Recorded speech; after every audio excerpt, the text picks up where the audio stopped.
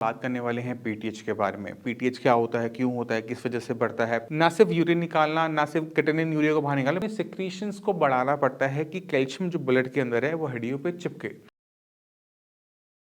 नमस्कार, मेरा नाम है डॉक्टर पुरु धवन और आज इस वीडियो में हम बात करने वाले हैं पीटीएच के बारे में। अक्सर किडनी फेलियर के पेशेंट अपनी पीटीएच की रिपोर्ट लेकर आते हैं, पैराथायरॉयड हार्मोन की रिपोर्ट लेकर आते हैं। उसमें वो फिगर को बहुत बड़ा हुआ देखते हैं और अक्सर वो बहुत ज़्यादा घबरा जाते हैं कि पीटीएच बहुत बड़ा है, डॉक्टर साहब कुछ ना कुछ करो।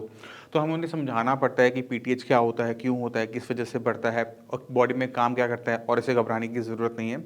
तो वही सारी चीज़ें मैं आज आपको वीडियो में एक्सप्लेन करना पसंद करूँगा। तो पहले समझने की कोशिश करते हैं कि पैराथायरॉयड ग्लैंड क्या होता है और इसका नाम थायराइड से क्यों लिया गया है। अगर आपने ये आप स्क्रीन पे देखेंगे तो आपको एक थायराइड ग्लैंड नजर आ रहा है। इसके अंदर आपको चावल के दाने की तरह 4 छोटे छोटे हिस्से नजर आ रहे हैं और इन्हीं को हम बोलते हैं parathyroid gland.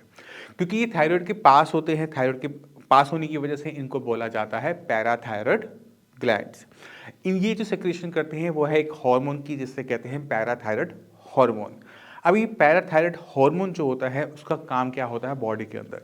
Parathyroid hormone control करता है हमारे ब्लड के अंदर कैल्शियम को।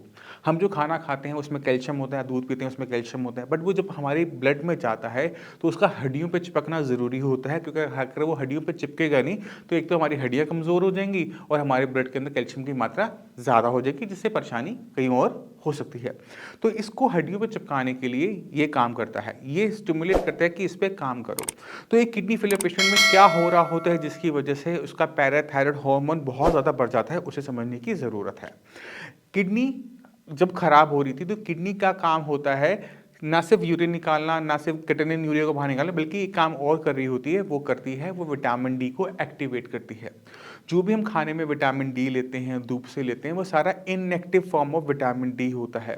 किडनी उसे एक्टिवेट करती है। एक्टिवेट होने के बाद विटामिन डी कैल्शियम को चिपकाता है हड्डियों पर। जब हमारी बॉडी में किडनी को नुकसान हुआ तो विटामिन डी जो हमारी बॉडी में था वो काम नहीं कर पा रहा, वो इनएक्टिव ही रह जाता है।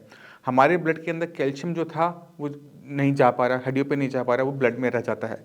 जब वो ब्लड में उसकी मात्रा बढ़ रही होती है तो हमारे पैराथायरॉयड हार्मोन पे प्रेशर आता है कि इस कैल्शियम को चिपकाओ हड्डियों पे। अब वो कैसे करे? तो उसको क्या करना पड़ता है कि उसको अपने सिक्रीशंस को बढ़ाना पड़ता है कि कैल्शियम जो ब्लड के अंदर है वो हड्डियों पे चिपके। अब सवाल ये उठता है कि अगर पैराथायरॉयड हार्मोन इतना ज़्यादा बढ़ा हुआ है तो पेशेंट को क्या करना चाहिए, क्या ट्रीटमेंट है इसका। तो इसका ट्रीटमेंट बहुत सिंपल सा है, बहुत आसान सा है। हमें बस करना क्या है, हमें ब्लड के अंदर जो कैल्शियम है उसे हड्डियों पे चिपकाना है। अगर वो हड्डियों पे नहीं जाकर वो स्टिक नहीं करेगा, एक तो हड्डियाँ कमज़ोर हो जाएंगी, तो बोन्स की दिक्कत होनी शुरू हो जाती है। कैल्शियम का ब्लड में ज़्यादा होने की वजह से उसका असर हमारे हार्ट पे पड़ना शुरू हो जाता है, हमें वो भी नहीं चाहिए।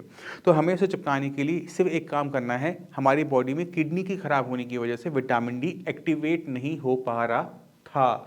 अगर किसी तरीके से हम विटामिन डी को एक्टिवेट करते हैं या फिर हम एक्टिव विटामिन डी लेते हैं तो कैल्शियम हड्डियों पे चिपकना शुरू कर देगा, हमारी हड्डियों की दिक्कत भी खत्म, हमारी कार्डियक दिक्कत भी खत्म और हमारा पीटीएच भी कंट्रोल में आना शुरू कर देगा।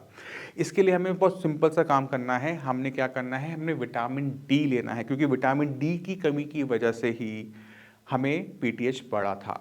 तो हम क्या करेंगे, हम विटामिन डी का कंजम्पशन लेंगे, मगर विटामिन डी हमें इनएक्टिव फॉर्म में नहीं चाहिए, हमें एक्टिव फॉर्म में चाहिए, क्योंकि इनएक्टिव हम जितना मर्जी बॉडी के अंदर ले जाएं वो पूरी तरह से काम नहीं कर पाएगा। तो हम विटामिन डी एक्टिव फॉर्म में लेंगे। तो जब मार्केट से हम सैशे खरीदते हैं या जो ड्रॉप्स आती हैं वो खरीदते हैं, वो सारे के सारे inactive form of vitamin D होता है। वो एक जो किडनी का पेशेंट नहीं है उसके लिए सही है, मगर एक किडनी पेशेंट के लिए हमें विटामिन डी की दूसरी टाइम देनी पड़ती है, जिसे हम कहते हैं कैल्सीट्रॉल।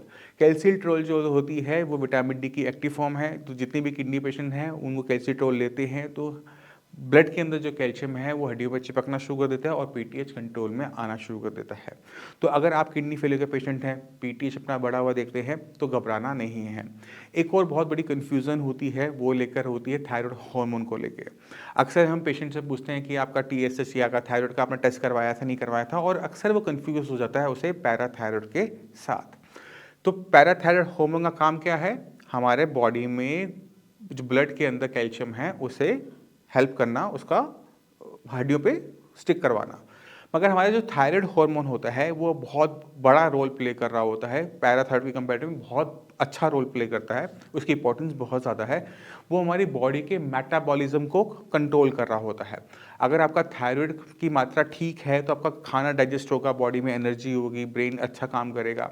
अगर यहीं पर आपका थायराइड की मात्रा कम होनी शुरू हो जाती है, टीएसएच आपका बढ़ना शुरू हो जाता है, तो पेशेंट को बहुत सारे सिम्पटम एक साथ आने शुरू हो जाते हैं और उसमें हमें ध्यान रखना पड़ता है, वो है स्वेलिंग का।